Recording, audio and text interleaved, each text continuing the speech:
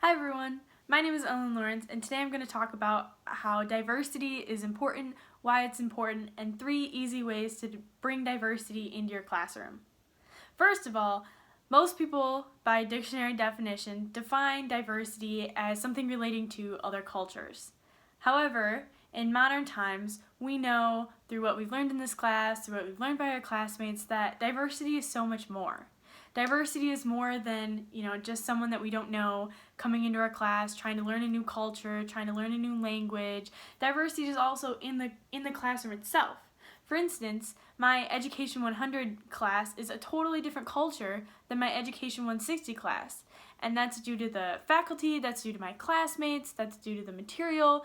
Everything is so different, and that's what makes up a culture. That's what makes up diversity. That's what makes diversity so cool, is because it's everywhere. It is everywhere in your life.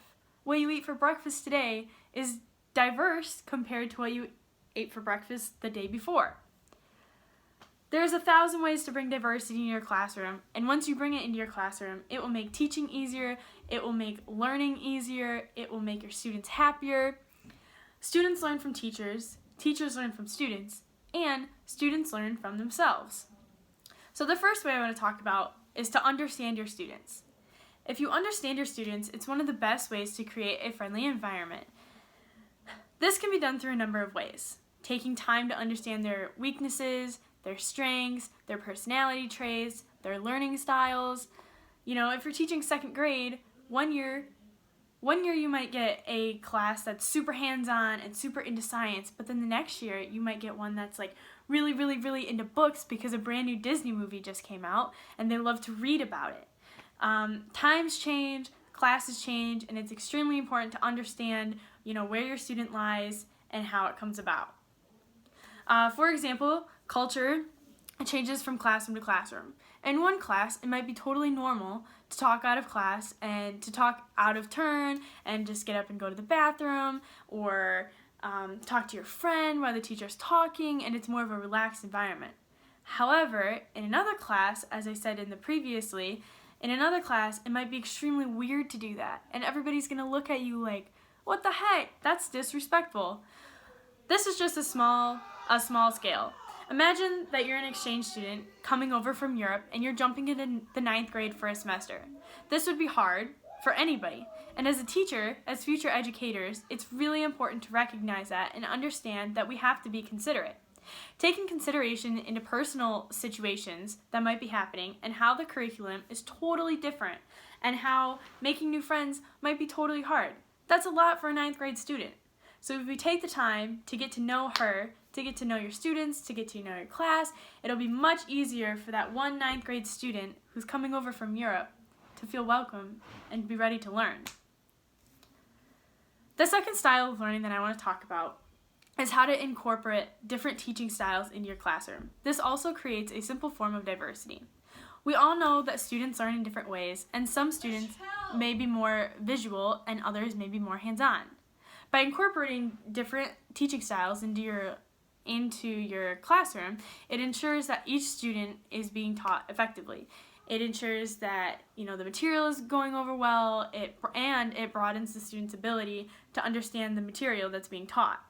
For example, I created a lesson plan for younger elementary students that is supposed to talk about the science and talk about the human body and like your arms and your legs, and identifying that this is your nose, this is your eyes, this is your ears. I would start the lesson out by playing a YouTube video called The Human Body Song. This is a simple song and it's catchy, and this will trigger all the auditory all your sounds and all your vision, and those kids that really like to move around and get up, they can get up to the song and they can dance to it and they can say head, shoulders, knees and toes, knees and toes. I mean, come on, everybody's heard that song. Then I would go up to the chalkboard and you would teach it. We could draw it, we could read it out of a textbook. I would teach the lesson on a hands-on where everybody can take notes. This allows students who are more not hands-on and who like to write things down, it shows them. Then I would show a model and I'd pass out a worksheet to everybody in the class and say, here's what we're looking at, and everybody, cut out the arm and we'll pin it on the person.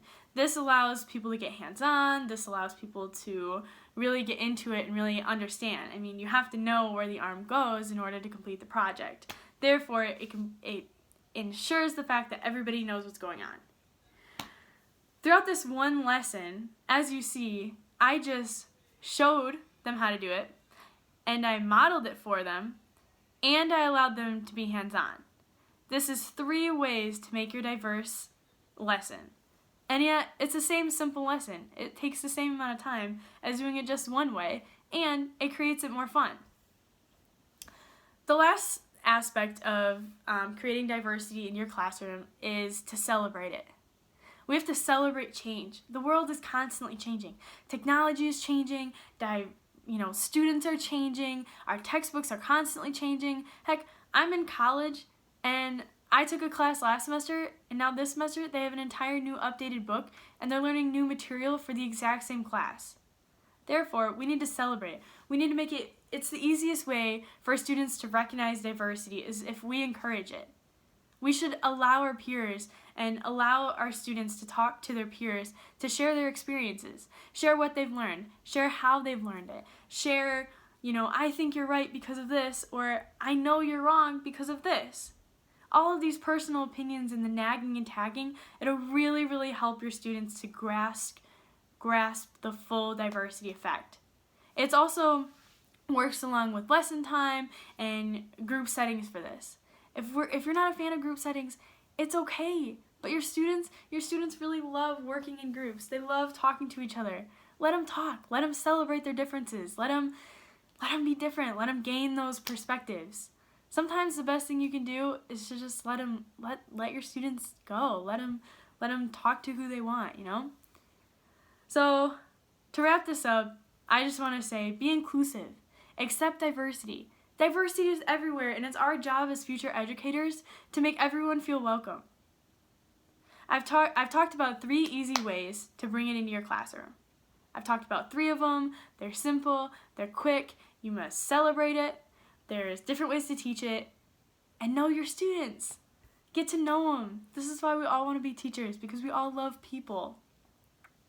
So, I think that diversity is extremely important, and I hope this message helped you to encourage you to bring it into your classroom, and I provided 3 easy ways to make that possible.